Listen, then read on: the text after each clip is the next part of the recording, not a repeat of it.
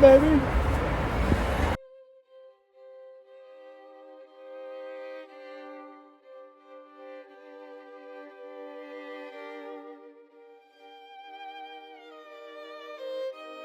You say time is money, so I guess it's valuable, but you can never buy it back once it's gone. You spend it like a paycheck so frivolously, but unlike money, there's no receipt to tell what you spent it on. The thing about time is that it's so clever, somehow always having a trick up its sleeve. It'll make you think it's in your hands, but it will not ask your permission when ready to leave. I guess it would be nice to understand it, or maybe to turn back the hands on an ever so fast clock. But unfortunately, every fleeting second is irreversible, forever kept in a cage closed by your past life's lock. Don't we all wish we knew how to manage our time, to use each second to become who we desire to be? But we must first ask ourselves, how can we manage something that we cannot see? While time essentially is really simple, our ability to control it lies deep within understanding. Through good understanding comes good management. And no, good management isn't just about planning. So here's how I understand time. Time, although plentiful in its nature, won't always be here. But since we don't have its exact departure date, it's very easy to live in anxiety and fear. Fear, oh how silent but dangerous it can be. It grows abundantly when time is rare. So you rush the last 5 questions of your final exam, and now you're left with a burden of failure far too large to bear. But, as I was saying, time waits for nobody. There is no halftime, no water break, no mental check-in to relieve you of your shock.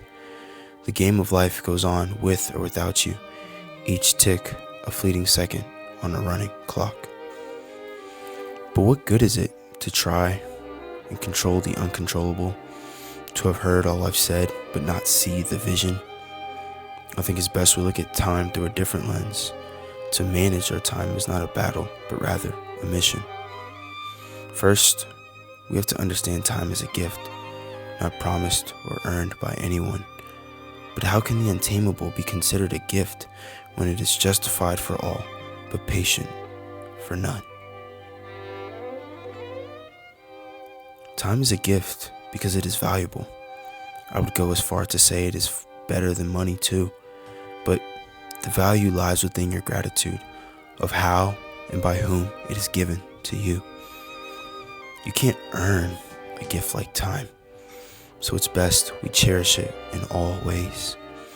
This gift has remained eternally priceless, and that's why King David prayed, so teach us to number our days. Ecclesiastes chapter 3 verse 2 says, there is a time to be born and a time to die, but now it is time to look past the surface of this gift to seek and find its why. We have to stop living so selfishly. Know that every minute of your life isn't just for you. Acts chapter 20 verse 35 says, it is more blessed to give than to receive. But who's to say who we should give our time to? To keep it simple, God is the giver, and we know God is faithful to give. So we can only be faithful stewards of our time when we give back to God this gift through how we live.